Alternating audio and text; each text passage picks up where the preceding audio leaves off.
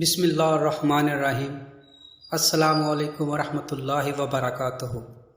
پیارے دوستو، ہماری آج کی ویڈیو کا موضوع ہے خلیفہ دوم حضرت عمر بن خطاب رضی اللہ تعالی عنہ۔ اس ویڈیو میں ہم بات کریں گے آپ رضی اللہ تعالی عنہ کی مبارک زندگی کے بارے میں، آپ کا نام و نسب اور خاندانی سلسلہ، آپ کا اسلام لانا اور آپ کا زمانہ اسلام، اور اس کے ساتھ ساتھ آپ کے غزوات اور آپ کا دور خلافت، فتوحات مصر، آپ کا عدل و انصاف، اور آخر میں آپ کی شہادت کے بارے میں تفصیل سے بات کریں گے۔ اس لیے آپ نے ویڈیو کو اینڈ تک لازمی دیکھنا ہے اور سکپ نہیں کرنا، تاکہ آپ اس تفصیلی معلومات سے مکمل مستفید ہو سکیں۔ ویڈیو کا آغاز کرنے سے پہلے ہمیشہ کی طرح آپ دوستوں سے گزارش ہے کہ اگر آپ نے ویڈیو کو لائک نہیں کیا تو اس کو لائک کر کے ہماری حوصلہ افزائی کیجیے، اور اگر آپ پہلی بار ہمارے چینل پر آئے ہیں تو چینل کو سبسکرائب لازمی کریں، تاکہ ہم جب بھی کوئی نئی ویڈیو اپلوڈ کریں اس کا نوٹیفیکیشن آپ دوستوں کو بآسانی مل سکے۔ پیارے دوستو، اللہ تعالیٰ کا ارشاد ہے، وہ لوگ جو اللہ اور اس کے رسولوں پر ایمان لائے، یہی تو وہ لوگ ہیں جو ان کے پروردگار کے نزدیک صدیق اور شہید ہیں، ان کے لیے اجر اور نور ہے۔ رسول اللہ صلی اللہ علیہ وسلم کا ارشاد ہے، اللہ تعالیٰ نے عمر کے دل اور زبان پر حق جاری کر دیا ہے۔ وہ فاروق ہیں جس کے ذریعے اللہ تعالیٰ نے حق اور باطل کے درمیان فرق کیا ہے۔ پیارے دوستو، جماعت اصحاب روشن ستارے ہیں، آسمان پر موجود ستاروں کی روشنی کم و بیش ہے۔ یہی مثال صحابہ اکرام رضی اللہ تعالیٰ عنہ کی ہے، لیکن ہے سبھی روشن۔ ان میں سے سب سے نمایاں، سب سے روشن اور سب سے تابناک بہرحال پہلے 4 صحابہ رضی اللہ تعالیٰ عنہ ہے۔ پیارے دوستو، پہلے 4 اصحاب خلفائے راشدین ہیں۔ عشرہ مبشرہ میں بھی سب سے پہلے انہی کا نام ہے۔ آج ہم آپ کو ایک انوکھی خصوصیات والے انسان کی کہانی سنانے جا رہے ہیں۔ پیارے دوستو، کہتے ہیں کہ رسول اللہ صلی اللہ علیہ وسلم نے اپنے 10 صحابہ کا نام لے کر فرمایا تھا، میرے یہ 10 صحابہ جنتی ہیں، گویا انہیں دنیا ہی میں جنتی ہونے کی بشارت عطا ہوئی۔ ان میں سے ایک سیدنا عمر فاروق رضی اللہ تعالی عنہ بھی ہیں۔ انبیاء علیہ السلام کی جماعت کے بعد اور مسلمانوں کے پہلے خلیفہ راشد یار غار سیدنا ابو بکر رضی اللہ تعالی عنہ کے بعد اس دنیا میں سب سے زیادہ فضیلت دوسرے خلیفہ راشد سیدنا عمر فاروق رضی اللہ تعالی عنہ ہی کو حاصل ہے۔ نبی کریم صلی اللہ علیہ وسلم نے ان کے بارے میں اس طرح دعا فرمائی تھی، اے اللہ، اسلام کو عمر کے ذریعے قوت اور عزت دے۔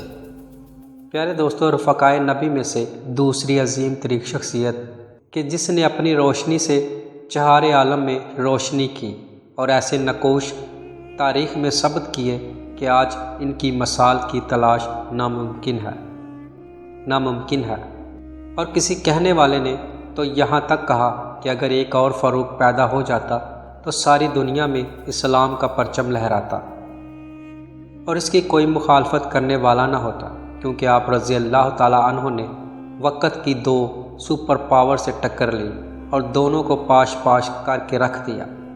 جی ہاں، اس عظیم شخصیت کا نام حضرت سیدنا عمر بن خطاب رضی اللہ تعالی عنہ ہے۔ پیارے دوستو، آپ کا نام و نسب اور خاندانی سلسلہ کچھ اس طرح سے ہے۔ نام عمر، ابو حفص کنیت، فاروق لقب، والد ماجد کا نام خطاب اور والدہ ماجدہ کا نام ختمہ تھا۔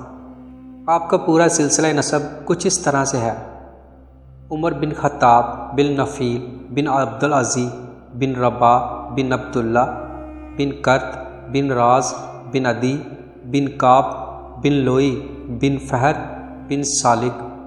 عدی کے دوسرے بھائی مرا تھے جو رسول اللہ صلی اللہ علیہ وسلم کے اجداد میں سے ہیں۔ اس لحاظ سے سیدنا عمر رضی اللہ تعالی عنہ کا سلسلہ نسب 8ویں پشت میں رسول اللہ صلی اللہ علیہ وسلم سے جا ملتا ہے۔ پیارے دوستو، سیدنا عمر رضی اللہ تعالی عنہ کا خاندان ایام جاہلیت سے نہایت ممتاز تھا۔ آپ رضی اللہ تعالی عنہ کے جد اعلیٰ عدی عرب کے باہمی متنازعات میں ثالث مقرر ہوا کرتے تھے، اور اگر قریش کو کسی قبیلے کے ساتھ کوئی ملکی معاملہ پیش آ جاتا تو سفیر بن کر جایا کرتے تھے، اور یہ دونوں منصب عدی کے خاندان میں نسل در نسل چلے آ رہے تھے۔ ددیال کی طرف سے سیدنا عمر رضی اللہ تعالی عنہ ننیال کی طرف سے بھی نہایت معزز خاندان سے تعلق رکھتے تھے۔ آپ رضی اللہ تعالی عنہ کی والدہ ماجدہ ختمہ ہاشم بن مغیرہ کی بیٹی تھی، اور مغیرہ اس درجے کے آدمی تھے کہ جب قریش کسی قبیلے سے نبرد آزمائی کے لیے جایا کرتے تھے تو فوج کا اہتمام انہی کے متعلق ہوتا تھا۔ سیدنا عمر رضی اللہ تعالی عنہ ہجرت نبوی صلی اللہ علیہ وسلم سے 40 برس پہلے مکہ میں پیدا ہوئے۔ آپ کے بچپن کے حالات بہت کم ملتے ہیں۔ شباب کا آغاز ہوا تو ان شرفیہ نام مشغلوں میں مشغول ہوئے جو شرفائے عرب میں عموماً رائج تھے، یعنی نسب دانی، سپہ گیری، پہلوانی اور خطابت میں مہارت پیدا کی۔ خصوصاً شاہ سواری میں کمال حاصل کیا۔ اسی زمانے میں انہوں نے لکھنا پڑھنا بھی سیکھ لیا۔ چنانچہ زمانہ جاہلیت میں جو لوگ لکھنا پڑھنا جانتے تھے ان میں سے ایک سیدنا عمر رضی اللہ تعالی عنہ بھی تھے۔ پیارے دوستو، سیدنا عمر رضی اللہ تعالی عنہ کی عمر جب 27 سال کو پہنچی تو اس نے عرب کے ریگستانوں میں ایک غیر مانوس آواز سنی جو کہ اللہ کی توحید کی آواز تھی۔ دوسرے عربوں کی طرح انہوں نے بھی شروع میں اسلام کی مخالفت کی، لیکن بعد میں رسول اللہ صلی اللہ علیہ وسلم کی دعا کی بدولت اسلام کی عظمت سے مستفید ہوئے۔ پیارے دوستو، سیدنا عمر رضی اللہ تعالی عنہ کے اسلام کے بارے میں مختلف واقعات ہیں۔ ان واقعات کی حقیقت کیا ہے، اس کی مکمل تفصیل محترم جناب شاہ معی الدین احمد ندوی نے اپنی کتاب خلفائے راشدین میں تحریر کی ہے۔ پیارے دوستو، قریش کے دو بڑے سرداروں میں ابو جہل اور سیدنا عمر رضی اللہ تعالی عنہ اسلام اور نبی کریم صلی اللہ علیہ وسلم کی دشمنی میں سب سے زیادہ سرگرم تھے۔ اس لیے نبی کریم صلی اللہ علیہ وسلم نے خصوصیت کے ساتھ انہی دونوں کے لیے اسلام کی دعا فرمائی۔ آپ نے فرمایا، اے اللہ، اسلام کو ابو جہل یا عمر بن خطاب سے معزز کر دے، مگر یہ دولت تو قسام ازل نے سیدنا عمر رضی اللہ تعالی عنہ کی قسمت میں لکھ دی تھی، ابو جہل کے حصے میں کیوں کر آتی۔ اس دعائے مستجاب کا اثر یہ ہوا کہ کچھ دنوں کے بعد اسلام کا یہ سب سے بڑا دشمن اس کا سب سے بڑا دوست اور سب سے بڑا جانثار بن گیا، یعنی سیدنا عمر رضی اللہ تعالی عنہ کا دامن دولت ایمان سے بھر گیا۔ پیارے دوستو، ایک مشہور واقعہ جس کو عام طور پر ارباب سیر لکھتے ہیں وہ یہ ہے کہ سیدنا عمر رضی اللہ تعالیٰ عنہ اپنی انتہائی سختیوں کے باوجود ایک شخص کو بھی اسلام سے بدل نہ کر سکے تو آخرکار مجبور ہو کر نعوذ باللہ خود نبی کریم صلی اللہ علیہ وسلم کے قتل کا ارادہ کیا اور تلوار کمر سے لگا کر سیدھا رسول اللہ صلی اللہ علیہ وسلم کی طرف چل دی۔ راہ میں اتفاقاً نعیم بن عبداللہ مل گئے۔ انہوں نے ان کے تیور دیکھ کر ان سے پوچھا، خیر تو ہے؟ بولے، میں محمد صلی اللہ علیہ وسلم کا فیصلہ کرنے جا رہا ہوں۔ انہوں نے کہا، پہلے اپنے گھر کی خبر تو لو، خود تمہاری بہن اور بہنوئی اسلام لا چکے ہیں۔ آپ فوراً واپس پلٹے اور بہن کے ہاں پہنچ گئے۔ وہ قرآن پڑھ رہی تھی، ان کی آہٹ پا کر چپ ہو گئی اور قرآن کے اوراق چھپا لیے، لیکن آواز ان کے کانوں میں پڑ چکی تھی۔ بہن سے پوچھا، یہ کیسی آواز تھی؟ تو وہ بولی، کچھ نہیں۔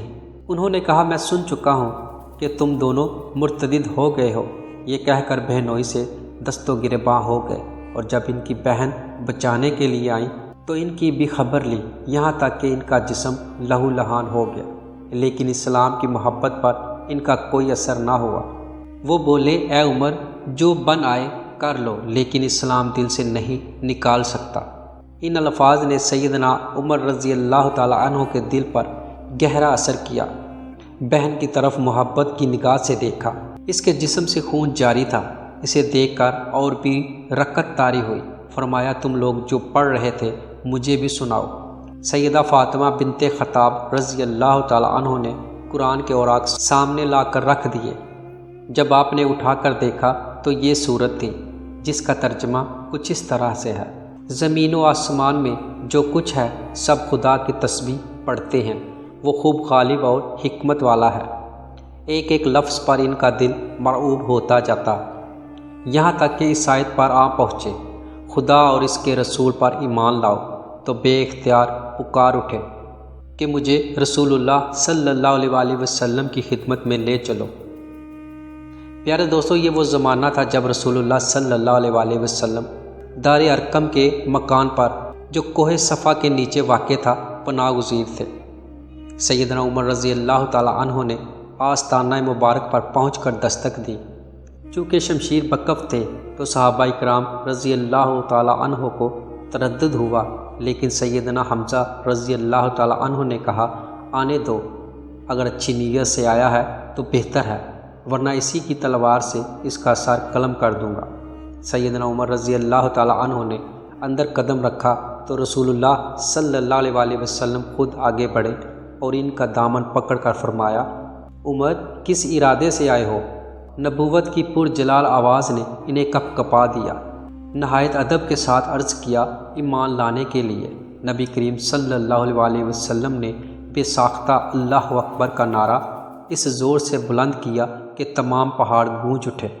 پیارے دوستو، سیدنا عمر رضی اللہ تعالیٰ عنہ فرماتے ہیں کہ قبول اسلام سے پہلے ایک شب میں نبی کریم صلی اللہ علیہ وسلم کو تنگ کرنے نکلا۔ آپ صلی اللہ علیہ وسلم آگے بڑھ کر مسجد حرام میں داخل ہو گئے اور نماز پڑھنا شروع کر دی، جس میں آپ صلی اللہ علیہ وسلم نے سورہ حاقہ کی تلاوت فرمائی۔ میں کھڑا سنتا رہا اور قرآن کریم کے نظم و اسلوب سے حیرت میں تھا۔ دل میں کہا، جیسا قریش کہا کرتے تھے، اللہ کی قسم یہ شاعر ہے۔ ابھی یہ خیال آیا ہی تھا کہ آپ صلی اللہ علیہ وسلم نے یہ آیت پڑھی، جس کا ترجمہ کچھ یوں ہے، یہ ایک بزرگ قاصد کا کلام ہے اور یہ کسی شاعر کا کلام نہیں، تم بہت کم ایمان رکھتے ہو۔ تو میں نے کہا، یہ تو کاہن ہے، میرے دل کی بات جان گیا ہے۔ اس کے بعد آپ صلی اللہ علیہ وسلم نے یہ آیت پڑھی، جس کا ترجمہ کچھ یوں ہے، یہ کاہن کا کلام بھی نہیں، تم بہت کم نصیحت پکڑتے ہو، یہ تو جہانوں کے پروردگار کی طرف سے اترا ہے۔ آپ صلی اللہ علیہ وسلم نے یہ صورت آخر تک تلاوت فرمائی اور اس کو سن کر اسلام میرے دل میں پوری طرح گھر کر گیا۔ پیارے دوستو، عام مورخین کی رائے کے مطابق سیدنا عمر رضی اللہ تعالی عنہ کہ اسلام کا زمانہ 7 ہجری نبوی ہے، یعنی نبوت کے 7ویں سال ایمان لائے۔ جب سیدنا عمر رضی اللہ تعالی عنہ مسلمان ہوئے، اس وقت تک مسلمانوں پر انتہائی ظلم و ستم کے پہاڑ توڑے جاتے تھے۔ یہی وجہ تھی کہ رسول اللہ صلی اللہ علیہ وسلم نے اللہ تعالیٰ سے عمر رضی اللہ تعالی عنہ کو خصوصاً دعا کر کے حاصل کیا۔ چنانچہ سیدنا عمر رضی اللہ تعالی عنہ کے قبول اسلام کے بعد جب نماز کا وقت آیا تو آپ صلی اللہ علیہ وسلم نے دار ارقم میں ہی نماز پڑھنے کا ارادہ فرمایا، لیکن حضرت عمر رضی اللہ تعالی عنہ نے فرمایا کہ ہم نماز بیت اللہ میں پڑھیں گے۔ اس پر آپ صلی اللہ علیہ وسلم نے فرمایا کہ وہاں تو مشرک پڑھنے نہیں دیتے۔ سیدنا عمر رضی اللہ تعالی عنہ نے کہا، ہم چلتے ہیں، دیکھتے ہیں کہ کون ہمارا راستہ روکتا ہے۔ چنانچہ ایک طرف سیدنا عمر رضی اللہ تعالی عنہ اور دوسری طرف سیدنا امیر حمزہ رضی اللہ تعالی عنہ تھے۔ کافروں کو آگے بڑھ کر ان کو روکنے کی ہمت نہ ہوئی۔ اس واقعہ کی طرف اشارہ کرتے ہوئے عبداللہ بن مسعود رضی اللہ تعالی عنہ کہتے تھے کہ جب تک عمر رضی اللہ تعالی عنہ مسلمان نہ ہوئے، اس وقت تک ہمیں بیت اللہ میں نماز پڑھنے کی اجازت نہ تھی۔ جیسے ہی حضرت عمر رضی اللہ تعالی عنہ مسلمان ہوئے، مسلمانوں کی قوت میں بے پناہ اضافہ ہوا اور اسلام طاقتور ہی ہوتا چلا گیا۔ چنانچہ ابن مسعود رضی اللہ تعالی عنہ کا ہی یہ قول بھی ہے، جب سے عمر رضی اللہ تعالی عنہ نے اسلام قبول کیا، اس وقت سے ہماری طاقت و قوت میں اضافہ ہی ہوتا چلا گیا۔ ان اقوال کی روشنی میں اندازہ کیا جا سکتا ہے کہ حضرت عمر رضی اللہ تعالی عنہ کیسا عظیم انسان تھا۔ ان کی بہادری اور دلیری کی دوسروں کے دلوں میں کس طرح داغ بیٹھی ہوئی تھی کہ کسی کی جرت نہ ہوتی جو ان کے مقابلے میں آتا۔ پیارے دوستو، جس قدر مکہ میں مسلمانوں کی تعداد میں اضافہ ہوتا چلا گیا، اسی قدر ہی کفار کے مظالم بھی بڑھتے چلے گئے، اور خاص طور ان مظالم کا شکار کمزور اور غریب مسلمان ہوتے تھے۔ مشرکین قریش کے مظالم صرف مذہب کی حد تک نہ رہے، بلکہ ان مظالم میں سیاسی بائیکاٹ اور معاشی بائیکاٹ کی بھی صورت اختیار کر لی، جس کا نتیجہ یہ نکلا کہ ان مظالم سے امیر و غریب سب ہی متاثر ہو رہے تھے۔ چنانچہ رسول اللہ صلی اللہ علیہ وسلم نے ان مسلمانوں کو ہجرت کرنے کی اجازت دے دی۔ یاد رہے، سیدنا عمر رضی اللہ تعالی عنہ بھی ہجرت کرنے والوں میں شامل تھے، اور آپ رضی اللہ تعالی عنہ نے सन 13 नबवी में हिजरत की, सन 7 हिजरी में मुसलमान हुए थे, 13 में हिजरत की। तो गोया इन्होंने इस्लाम लाने के बाद तकरीबन 6 से 7 बरस तक कुरैश के मज़ालिम बर्दाश्त किए। जब मुसलमानों को मदीना की जानब हिजरत की इजाज़त मिली तो सैयदना उमर रज़ी अल्लाह ताला अन्हु भी इस सफ़र के लिए आमादा हो गए और बारगाह नबूवत से इजाज़त लेकर चंद आदमियों के साथ मदीने की तरफ रवाना हुए। और इस शान के साथ रवाना हो, लेकिन किसी काफिर को इतनी हिम्मत ना हुई कि वो आपको रोक सके और वो मदीना मुनव्वरा रवाना हो गए। जब मुसलमानों की तादाद वसी से वसी तर हो गई और वो दूर दूर के महलों में आबाद होने लगे थे, इस बना पर शदीद ज़रूरत थी कि ऐलान नमाज का तरीक़ा मुतय्यन किया जाए। चुनाचे सैयदना रसालत सल्लल्लाहु अलैहि वसल्लम ने सबसे पहले इसका इंतज़ाम करना चाहा। बाद सहाबा रज़ी अल्लाह तआला अन्हु की राय हुई कि आग जलाकर लोगों को ख़बर की जाए। बाज़ का ख्याल था कि यहूदियों और ईसाइयों की तरह भूख व नकूस से काम लिया जाए। सैयदना उमर रज़ी अल्लाह तआला अन्हु ने कहा कि एक आदमी ऐलान के लिए क्यों ना मुकर्रर किया जाए। रसूलुल्लाह सल्लल्लाहु अलैहि वसल्लम को ये राय पसंद आई और इसी वक्त सैयदना बिलाल रज़ी अल्लाह तआला अन्हु को अज़ान का हुक्म दिया। इस तरह इस्लाम का एक शारा आज़म सैयदना उमर रज़ी अल्लाह तआला अन्हु की राय का मौक़िफ़ कायम हुआ, जिससे तमाम आलम क़यामत तक दिन और रात में 5 वक़्त तौहीद रसालत के ऐलान से गूंजता रहेगा। प्यारे दोस्तों, आप रज़ी अल्लाह तआला अन्हु के ग़ज़वात और दीगर हालात कुछ इस तरह से है। प्यारे दोस्तों, याद रहे मदीना में सबसे पहला मार्का बदर पेश आया। इस मार्का में आप रज़ी अल्लाह तआला अन्हु हर मौका पर रसूलुल्लाह सल्लल्लाहु अलैहि वसल्लम के दस्ते बाजू रहे। आस बिन हशाम इब्ने मुगीरा, जो रिश्ते में आप रज़ी अल्लाह तआला अन्हु का मामू होता था, खुद इनके खंजर खार अशगाफ से वसल जहन्नम हुआ। ये बात सैयदना उमर रज़ी अल्लाह तआला अन्हु की खसूसियात में से है कि इस्लाम के मुकाबला में कुर्बत व मोहब्बत के तल्लुकात से मुतल्लकन मुतासर नहीं होते थे। आप रज़ी अल्लाह तआला अन्हु के हाथों आस का कत्ल इनकी रोशन मिसाल है। बदर का मैदान मुसलमानों के हाथ रहा। काफरों के कमो बेश 70 आदमी मारे गए और तकरीबन इसी कदर गिरफ्तार हुए। चूँकि इनमें से कुरैश के अक्सर बड़े बड़े मुअज़्ज़ज़ सरदार थे, इसलिए ये बहस पैदा हुई कि इनके साथ क्या सलूक किया जाए। तो रसूलुल्लाह सल्लल्लाहु अलैहि वसल्लम ने तमाम सहाबा इकराम रज़ी अल्लाह तआला अन्हु से राय ली। सहाबा इकराम रज़ी अल्लाह तआला अन्हु ने मुख्तलिफ राय दी, जिनमें से सैयदना अबू बकर सद्दीक़ रज़ी अल्लाह तआला अन्हु की राय हुई कि फ़िदिया लेकर छोड़ दिया जाए। सैयदना उमर रज़ी अल्लाह तआला अन्हु ने इख्तिलाफ़ किया और कहा कि इन सब को कत्ल कर देना चाहिए और इस तरह के हम में से हर एक अपने हाथ से अपने अजीज़ को कत्ल करे। सैयदना अली रज़ी अल्लाह तआला अन्हु अकील की गर्दन मारें और फला जो मेरा अजीज़ है इसका काम मैं तमाम करूँ। रसूलुल्लाह सल्लल्लाहु अलैहि वसल्लम ने सैयदना अबू बकर सद्दीक़ रज़ी अल्लाह तआला अन्हु की राय कबूल फरमाई और इनको फ़िदिया लेकर छोड़ दिया। इस पर अल्लाह ताला ने सख्त सरजनिश करते हुए फरमाया, नबी के हाथ में कैदी नहीं जाएं जब तक कि मुल्क में अच्छी खून रेज़ी की जंग ना हो जाए। यानी सैयदना उमर रज़ी अल्लाह ताला अन्हु की राय को अल्लाह ताला ने दुरुस्त करार दिया। इस जंग में चूँकि कुफ़ार का काफ़ी नुकसान हुआ था, इस वजह से वो लोग सुकून से नहीं बैठे बल्कि बदला लेने के लिए बेताब रहे। चुनाचे शवाल 3 हिजरी में उहद वाक़या पेश आया, जिसमें कुफ़ार की तादाद 3200 सवार और 700 ज़रा पोश थे, जबकि मुसलमानों की तादाद सिर्फ 700 थी। आप सल्लल्लाहु अलैहि वसल्लम ने सैयदना अब्दुल्ला बिन जुबैर रज़ी अल्लाह तआला अन्हु को 50 तीर अंदाज़ों के साथ एक घाटी पर बिठाया कि इस घाटी को छोड़ना नहीं। जंग शुरू हुई तो मुसलमानों ने कुफ़ार को शिकस्त दे दी।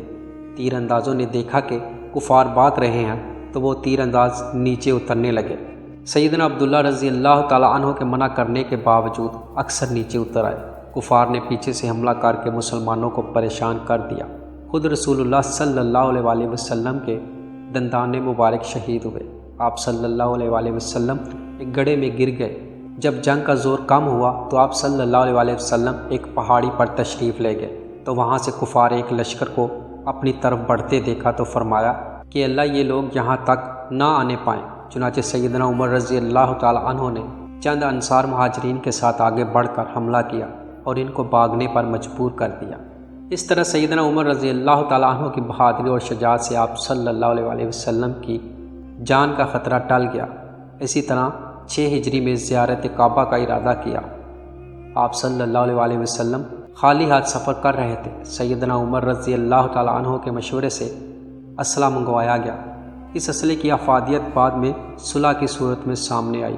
اس اہم واقعہ میں بھی سیدنا عمر رضی اللہ تعالیٰ عنہ پیش رہے۔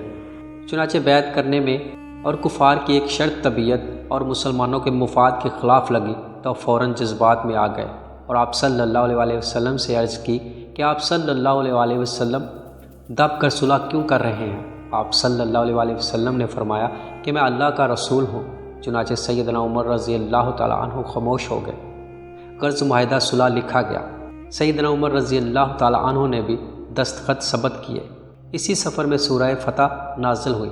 آپ صلی اللہ علیہ وسلم نے سیدنا عمر رضی اللہ تعالیٰ عنہ کو بلا کر سنائی اور فرمایا کہ مجھ پر ایسی صورت نازل ہوئی ہے کہ جو مجھے دنیا مافیا سے بہتر ہے۔ اس موقع پر بھی سیدنا عمر رضی اللہ تعالیٰ عنہ کی امتیازی شان و شوکت واضح ہے۔ 7 ہجری میں واقعہ خیبر پیش آیا۔ سیدنا عمر رضی اللہ تعالیٰ عنہ بھی سالار مقرر ہوئے اور بعد میں سیدنا علی رضی اللہ تعالیٰ عنہ کو سالار بنا دیا گیا۔ سیدنا عمر رضی اللہ تعالیٰ عنہ اس جنگ میں بھی پیش رہے۔ جب اللہ نے فتح دی تو آپ صلی اللہ علیہ وسلم نے خیبر کی زمین مجاہدین میں تقسیم فرما دی۔ چنانچہ تمغہ نامی زمین کا ٹکڑا سیدنا عمر رضی اللہ تعالیٰ عنہ کے حصے میں آیا۔ 8 ہجری کو فتح مکہ کا واقعہ پیش آیا۔ سیدنا عمر رضی اللہ تعالیٰ عنہ اس میں بھی پیش تھے۔ چنانچہ مکہ فتح ہو گیا تو لوگ جوک در جوک مسلمان ہونے کے لیے آئے۔ آپ صلی اللہ علیہ وسلم مردوں سے بیعت لیتے تھے اور عورتوں کی بیعت کے لیے سیدنا عمر رضی اللہ تعالیٰ عنہ کو مقرر فرمایا۔ اسی سال فتح مکہ کے بعد خوارزن کی لڑائی پیش آئی۔ سیدنا عمر رضی اللہ تعالیٰ عنہ اس لڑائی میں بھی نہایت ہی ثابت قدمی اور پامردی کے ساتھ شریک راز رہے۔ الغرض مدنی زندگی بھی انتہائی مصروف ترین زندگی اور جہد مسلسل سے تعبیر تھی کہ جس نے سیدنا عمر رضی اللہ تعالیٰ عنہ جیسے جری اور بہادر کو صبر و استقلال کا پہاڑ بنا دیا تھا، جس کا مشاہدہ آنے والے واقعات سے بخوبی ہوتا ہے کہ جب مسند اقتدار پر جلوہ افروز ہوئے تو وقت کی سپر پاوروں کو انتہائی مشکل حالات کے باوجود گھٹنے ٹیکنے پر مجبور کر دیا تھا۔ بڑے بڑے سورماؤں کو اسلامی لشکر کا مقابلہ کرنے کی جرت نہ ہوتی تھی۔ یہ سب کچھ اللہ کے فضل اور امیر المومنین سیدنا عمر بن خطاب رضی اللہ تعالیٰ عنہ کی استقامت اور اخلاص کی بدولت ہی تھا۔ زمانہ خلافت سیدنا عمر بن خطاب رضی اللہ تعالیٰ عنہ۔ پیارے دوستو، شروع میں ہم نے سیدنا عمر رضی اللہ تعالیٰ عنہ کی فضیلت اور ان کے مقام پر کچھ روشنی ڈالی کہ جس سے یہ بات واضح ہو گئی کہ سیدنا عمر رضی اللہ تعالیٰ عنہ ایک عظیم شخصیت تھے اور انتہائی باہمت اور مضبوط قوت اعصابی کے مالک تھے۔ یہی وجہ ہے کہ رسول اللہ صلی اللہ علیہ وسلم نے فرمایا تھا کہ اگر میرے بعد کوئی نبی ہوتا تو وہ عمر بن خطاب ہوتے۔ رسول اللہ صلی اللہ علیہ وسلم کا یہ فرمان سیدنا عمر رضی اللہ تعالیٰ عنہ کے قوت ارادہ کی پختگی اور انتہائی ہمت و حوصلہ کی طرف اشارہ کرتا ہے، کیونکہ اموار نبوت لوگوں تک پہنچانا بڑے ہی بہادر لوگوں کا کام ہے، یہ کمزور اور پست ہمت لوگوں کا کام قطعاً نہیں۔ چنانچہ اللہ تعالیٰ نے کارہائے نبوت کا ذکر کرنے کے بعد فرمایا کہ بلا شبہ یہ کام بڑے ہی ہمت والے کاموں میں سے ایک ہے۔ اس لیے آپ صلی اللہ علیہ وسلم نے فرمایا کہ عمر رضی اللہ تعالیٰ عنہ میں اتنی ہمت ہے کہ اموار نبوت کو بھی اٹھانے کی صلاحیت بھی رکھتا ہے، جس کا مطلب یہ ہے کہ اگر بڑے سے بڑے کام کی ذمہ داری بھی حضرت عمر رضی اللہ تعالیٰ عنہ پر ڈال دی جائے تو وہ یہ ضرور نبھائے گا۔ اس لیے رسول اللہ صلی اللہ علیہ وسلم نے اپنی حیات مبارکہ میں ہی کچھ ایسے اشارے فرمائے کہ جس سے یہ سمجھنا مشکل نہ تھا کہ سیدنا عمر رضی اللہ تعالیٰ عنہ بھی اس امت کی باغ سنبھالیں گے اور امت محمدیہ کو خوب فائدہ پہنچائیں گے اور خلافت کا حق ادا کریں گے۔ چنانچہ سیدنا ابو ہریرہ رضی اللہ تعالیٰ عنہ سے مروی ہے کہ میں نے رسول اللہ صلی اللہ علیہ وسلم کو فرماتے ہوئے سنا ہے کہ دوران خواب میں نے آپ کو ایسے کنویں پر پایا جس کی منڈیر نہیں تھی، اس میں ایک ڈول تھا۔ میں نے اس کنویں سے جتنے اللہ تعالیٰ نے چاہے ڈول کھینچے، پھر اس ڈول کو ابن قحافہ نے تھام لیا۔ انہوں نے اس کنویں سے 1 یا 2 ڈول کھینچے، لیکن ان کے کھینچنے میں کمزوری تھی۔ اللہ تعالیٰ ان کی کمزوری کو معاف فرمائے۔ اس کے بعد ڈول بڑے ڈول میں تبدیل ہو گیا اور اس کو ابن خطاب رضی اللہ تعالیٰ عنہ نے پکڑ لیا۔ میں نے انسانوں میں سے کوئی مضبوط طاقتور شخص نہیں دیکھا جو عمر کی طرح ڈول کھینچتا ہو۔ اس نے اتنے ڈول کھینچے کہ سب لوگ جانوروں اور زمین سمیت سیراب ہو گئے۔ اس حدیث پر غور فرمائیے کہ سیدنا عمر رضی اللہ تعالیٰ عنہ کی خلافت کی واضح دلیل ہے، لیکن سیدنا ابو بکر صدیق رضی اللہ تعالیٰ عنہ کے بعد ہے، کیونکہ رسول اللہ صلی اللہ علیہ وسلم نے ترتیب یہی رکھی ہے۔ فرمایا سب سے پہلے میں نے کنویں سے پانی کھینچا، پھر ابو بکر نے اور اس کے بعد عمر نے۔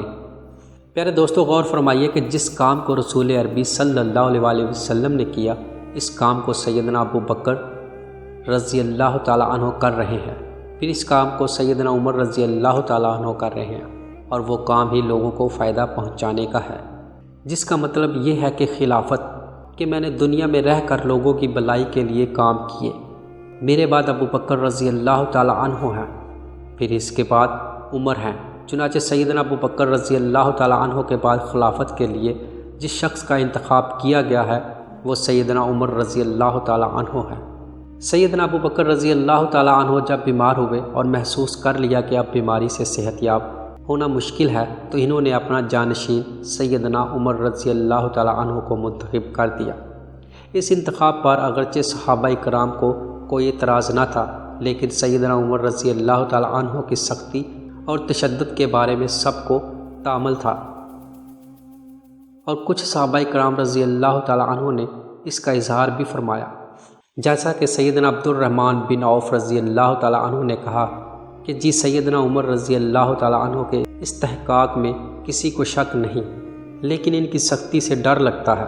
سیدنا عثمان رضی اللہ تعالیٰ عنہ نے کہا کہ میرے خیال میں سیدنا عمر رضی اللہ تعالیٰ عنہ کا باطن اس کے ظاہر سے زیادہ بہتر ہے۔ سیدنا طلحہ رضی اللہ تعالیٰ عنہ نے بھی شکایت کے انداز میں کہا کہ آپ یہ کیا کر رہے ہیں؟ اب آپ رب کے پاس جا رہے ہیں اور انتہائی سخت آدمی کو خلیفہ بنا کر جا رہے ہو، رب کو کیا جواب دو گے؟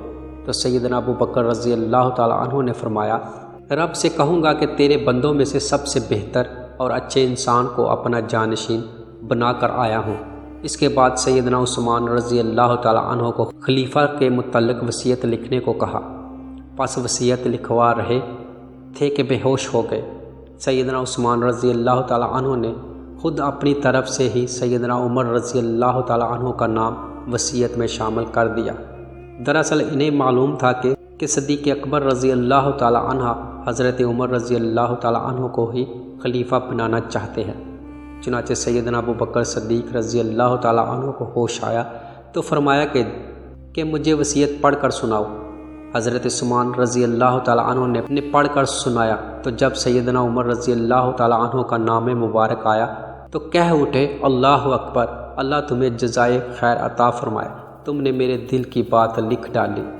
چنانچہ اس طرح سیدنا عمر رضی اللہ تعالیٰ عنہ کو خلیفہ نامزد کر دیا گیا، اور سیدنا ابو بکر صدیق رضی اللہ تعالیٰ عنہ کی وفات کے بعد 13 جمادی الاول کے آخر میں وہ مسند خلافت پر جلوہ افروز ہوئے۔ پیارے دوستو، سیدنا عمر رضی اللہ تعالیٰ عنہ نے خلافت کی مسند پر بیٹھ کر جو خدمات سر انجام دی، اس سے سیدنا ابو بکر صدیق رضی اللہ تعالیٰ عنہ کے حسن و انتخاب کی داد دینا پڑتی ہے کہ ان کی باریک بینی نگاہ وہ کچھ دیکھ رہی تھی جو عام لوگوں کی نگاہوں سے اوجھل تھا۔ چنانچہ سیدنا فاروق اعظم رضی اللہ تعالیٰ عنہ نے مسند خلافت پر بیٹھتے ہی سب سے پہلے ان مہمات کو پورا کروایا۔ خلیفہ اول کی وفات کے وقت ادھوری تھی تو سب سے پہلے عراق کی مہم کی طرف توجہ دی اور اس کو اسلامی سلطنت کا حصہ بنایا۔ حالانکہ سوچ اور فکر لوگوں کی یہ تھی کہ چونکہ عراق حکومت فارس کا پایہ تخت ہے، اس وجہ سے اس کا فتح کرنا مشکل بلکہ ناممکن ہے، لیکن سیدنا عمر فاروق رضی اللہ تعالیٰ عنہ کی پرجوش تقریر نے لوگوں کی سوچ کو بدل دیا اور لوگ جذبہ جہاد سے سرشار ہو گئے، جس کا نتیجہ عراق کی فتح کی صورت میں سامنے آیا۔ اگرچہ ایرانیوں نے اس کو بچانے کی سر توڑ کوشش کی، بڑے بڑے جرنیل آزمائے گئے، لیکن کوئی مسلم سیل رواں کے سامنے بند نہ باندھ سکا۔ بالآخر اس سیل رواں میں تمام ایرانی جرنیل بہہ گئے، لیکن عراق کو مفتوح ہونے سے نہ بچا سکے۔ عراق سے چلی ہوئی یہ جنگ کی فضا قدسیہ تک جا پہنچی۔ قدسیہ کی یہ جنگ انتہائی خونریز جنگ تھی۔ رستم جو اپنے آپ کو بڑا بہادر سمجھتا تھا، 60,000 فوجی جوان لے کر قدسیہ کے مقام پر مسلمانوں کے مقابل آیا، جبکہ اس کے مقابلے میں مسلمانوں کی فوج بہت کم تھی، لیکن مسلمانوں میں جذبہ ایمانی موجود تھا، جس کی وجہ سے وہ مقابلہ کرنے سے باز نہ آئے۔ اللہ تعالیٰ نے ان کے اس جذبے کی قدر کرتے ہوئے 6,000 تازہ دم سپاہی مزید ان تک پہنچا دیے، جو شام کی مہم سے فارغ ہو کر آئے تھے۔ مزید برآں کہ حضرت عمر رضی اللہ تعالیٰ عنہ نے بیش قیمتی تحائف بھی اپنے قاصدوں کے ذریعے مجاہدین کی طرف سے اس پیغام کے ساتھ بھیجے کہ جو بھی آج اسلام کی دفاع کا حق ادا کرے گا، یہ تحائف انہی کے لیے ہیں۔ اس سے مسلمانوں کا جوش و جذبہ اور زیادہ بڑھ گیا۔ چنانچہ جب جنگ ہوئی تو باوجود قوت افرادی قلیل ہونے کے مسلمان اس بہادری سے لڑے کہ کفار کو شکست کھا کر بھاگنا پڑا، اور رستم جو اپنے آپ کو بڑا بہادر سمجھتا تھا، اپنا محل چھوڑ کر بھاگ رہا تھا کہ مجاہدین نے پکڑ لیا اور اس کا سامان وغیرہ لوٹ کر فوج کے سپہ سالار سیدنا سعد رضی اللہ تعالیٰ عنہ بن ابی وقاص کے پاس بھیج دیا۔ اس کے بعد بھی ایرانیوں کے ساتھ کچھ مارکے ہوئے، تاہم کوئی بھی مقابلہ نہ کر سکا اور شکست سے دوچار ہو کر تاریخ سے اپنا نام و نشان مٹا گئے۔ پھر دوستو، فتوحات فارس سے فارغ ہونے کے بعد پھر شام کی طرف متوجہ ہوئے۔ سیدنا صدیق اکبر رضی اللہ تعالیٰ عنہ کے دور میں شام کے کچھ علاقے فتح ہو چکے تھے اور دمشق کا محاصرہ کیا ہوا تھا۔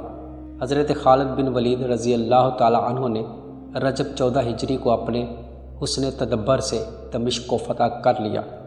رومیوں کو اس شکست سے کافی تکلیف ہوئی تو انہوں نے چاروں طرف سے فوجیں مقام بیسان میں مسلمانوں کے خلاف لڑنے کے لیے جمع کر لی۔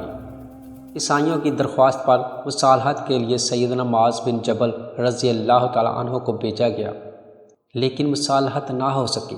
آخرکار ذی القعدہ 14 ہجری کو فحل کے میدان میں کئی ایک خونریز مارکے ہوئے، لیکن میدان مسلمانوں کے ہی ہاتھ رہا۔ اس کے بعد میدان یرموک میں بھی مسلمانوں کا عیسائیوں سے مقابلہ ہوا، تاہم مسلمانوں کو ہی کامیابی ملی۔ سیدنا عمر رضی اللہ تعالیٰ عنہ کو جب یرموک کی فتح کی خبر پہنچی تو فوراً سجدے میں گر گئے۔ اس مہم سے فارغ ہونے کے بعد دوسرے بہت سے علاقوں کو فتح کیا۔ بیت المقدس فلسطین کی مہم پر سیدنا عمرو بن عاص رضی اللہ تعالیٰ عنہ مامور تھے۔ انہوں نے کئی ایک علاقوں کو فتح کر لینے کے بعد 16 ہجری کو بیت المقدس کا محاصرہ کر لیا۔ اس دوران سیدنا عبیدہ رضی اللہ تعالیٰ عنہ بھی اپنی مہم سے فارغ ہونے کے بعد ان سے مل گئے۔ عیسائیوں نے کچھ دنوں تک تو مدافعت کی، لیکن بعد میں مصالحت پر آمادہ ہو گئے اور اپنے اطمینان کے لیے یہ خواہش ظاہر کی کہ امیر المومنین خود یہاں آ کر اپنے ہاتھ سے معاہدہ تحریر کرے۔ چنانچہ سیدنا عمر رضی اللہ تعالیٰ عنہ کو اس کی خبر دی گئی۔ آپ نے اکابر صحابہ کرام رضی اللہ تعالیٰ عنہ سے مشاورت کے بعد سیدنا علی رضی اللہ تعالیٰ عنہ کو اپنا نائب مقرر کر کے رجب 16 ہجری کو مدینہ سے روانہ ہوئے۔ سیدنا عمر فاروق رضی اللہ تعالیٰ عنہ نے یہ سفر انتہائی سادگی کے ساتھ کیا۔ اس سفری ضرورت سے فارغ ہو کر بیت المقدس سے واپسی پر تمام سرحدوں کا دورہ کیا، بخیر و عافیت مدینہ تشریف لے آئے۔ پیارے دوستو، سیدنا عمر بن عاص رضی اللہ تعالیٰ عنہ نے بااصرار سیدنا فاروق اعظم رضی اللہ تعالیٰ عنہ سے اجازت لے کر 4000 فوج کے ساتھ مصر پر حملہ کیا اور علاقوں کو فتح کرتے ہوئے فسطاطہ کے قلعہ کا محاصرہ کر لیا، اور سیدنا عمر رضی اللہ تعالیٰ عنہ کو امدادی فوج کے لیے خط لکھا تو انہوں نے 10,000 فوج اور 4 افسر بھیجے۔ سیدنا زبیر بن علوم، عبادہ بن الصامت، مقداد بن عمر، سلمہ بن المرقد رضی اللہ تعالیٰ عنہ۔ سیدنا عمر بن عاص رضی اللہ تعالیٰ عنہ نے سیدنا زبیر رضی اللہ تعالیٰ عنہ کو ان کے رتبے کے لحاظ سے افسر بنایا۔ 7 مہینے کے بعد زبیر رضی اللہ تعالیٰ عنہ کی غیر معمولی شجاعت سے قلعہ مسقر ہوا اور وہاں سے فوج اسکندریہ کی طرف بڑھی۔ مقام کربو میں ایک سخت جنگ ہوئی، یہاں بھی عیسائیوں کو شکست ہوئی اور مسلمانوں نے اسکندریہ پہنچ کر دم لیا اور چند دنوں کے محاصرے کے بعد اس کو بھی فتح کر لیا۔ سیدنا عمر رضی اللہ تعالیٰ عنہ نے مزدہ فتح سنا تو سجدے میں گر پڑے اور اللہ تعالیٰ کا شکر ادا کیا۔ فتح اسکندریہ کے بعد تمام مصر پر اسلام کا سکہ بیٹھ گیا اب بہت سے کپتی برزاؤ غبت حلقہ بغوش اسلام ہوئے۔ پیارے دوستو، اتنی زیادہ فتوحات اور اتنے بڑے ملک کے حکمران ہونے کے باوجود کسی قسم کا تکبر اور غرور قریب نہ آیا، اور نہ ہی کسی قسم کی کسی کے ساتھ زیادتی کی اور نہ کسی کو زیادتی کرنے دی۔ اس وجہ سے عدل و انصاف خلافت فاروقی رضی اللہ تعالیٰ عنہ کا زیر ترین وصف ہے۔ پیارے دوستو، حضرت عمر رضی اللہ تعالیٰ عنہ کا عدل و انصاف۔ یاد رہے کہ سیدنا عمر رضی اللہ تعالیٰ عنہ بڑے منصف اور سخت طبیعت کے مالک تھے، جیسا کہ ہم پہلے بھی کچھ واقعات کی مناسبت سے پہلے بھی واضح کر چکے ہیں، اور اس چیز کا اظہار صحابہ کرام رضی اللہ تعالیٰ عنہ نے خلیفہ نامزد کیے جانے کے موقع پر سیدنا ابو بکر صدیق رضی اللہ تعالیٰ عنہ سے کیا تھا۔ لیکن صحابہ کرام رضی اللہ تعالیٰ عنہ نے سیدنا عمر رضی اللہ تعالیٰ عنہ کے سخت رویہ کو اس لیے قبول کر لیا تھا کہ وہ اپنے اس انداز میں کسی سے بھی امتیازی سلوک نہیں کرتے، بلکہ جو بھی زیادتی کرتا ہے اس کو اس کی سزا ضرور دیتے ہیں، چاہے زیادتی کرنے والا کوئی ان کا قریبی ساتھی ہو یا ان کی حکومت کے کسی عظیم منصب پر فائز ہو۔ سیدنا عمر رضی اللہ تعالیٰ عنہ نے انصاف کرتے ہوئے کبھی بھی کسی چیز کو انصاف کی راہ میں رکاوٹ بننے نہیں دیا، بلکہ ہر ایک کے لیے ایک قانون تھا، چاہے کوئی بڑے سے بڑے خاندان کا فرد ہو، چاہے غریب سے غریب تر شخص ہو، سب کے لیے قانون یکساں تھا۔ چنانچہ ایک دفعہ سیدنا عمر بن عاص رضی اللہ تعالیٰ عنہ کے صاحبزادے عبداللہ نے ایک شخص کو بے وجہ مارا۔ سیدنا عمر رضی اللہ تعالیٰ عنہ نے اس مرذوب سے ان کو کوڑے لگوائے۔ سیدنا عمر بن عاص رضی اللہ تعالیٰ عنہ بھی موجود تھے۔ دونوں باپ بیٹا خاموشی سے عبرت کا تماشا دیکھتے رہے اور دم نہ مار سکے۔ جبلہ بن احم نے کعبہ کے طواف میں ایک شخص کو تماچا مارا، اس نے بھی برابر کا جواب دیا۔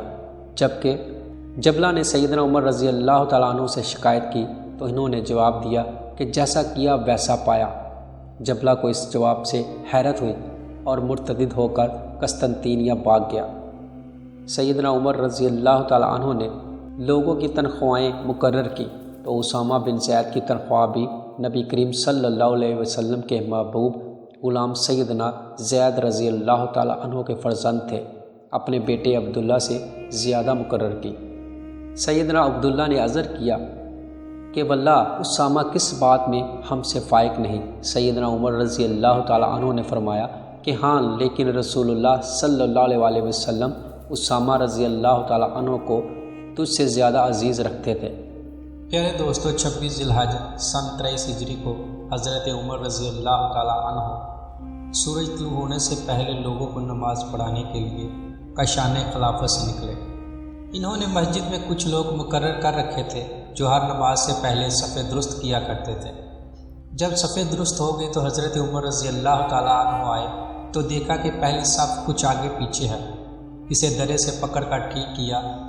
لوگ اپنی اپنی جگہ پر قرینے سے بیٹھ گئے تو اذان دی گئی، اور جب حضرت عمر رضی اللہ تعالیٰ عنہ امامت کے لیے آگے بڑھے، آپ رضی اللہ تعالیٰ عنہ نے نماز کی تکبیر شروع ہی کی تھی کہ ایک شخص ان کے سامنے آیا اور اپنے خنجر سے ان پر 3 سے 6 وار کیے، جن میں سے ایک وار زیر ناف میں لگا، جس سے آپ زمین پر گر گئے۔ جب لوگوں نے یہ دیکھا تو فوراً اس قاتل کو پکڑنے کے لیے آگے بڑھے۔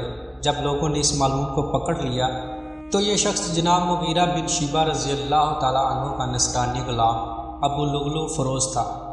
یہ ایران کا باشندہ جو نہاوند کی جنگ میں پکڑا گیا تھا، اور اس کے بعد جناب مغیرہ بن شیبہ رضی اللہ تعالیٰ عنہ کی غلامی میں آ گیا تھا۔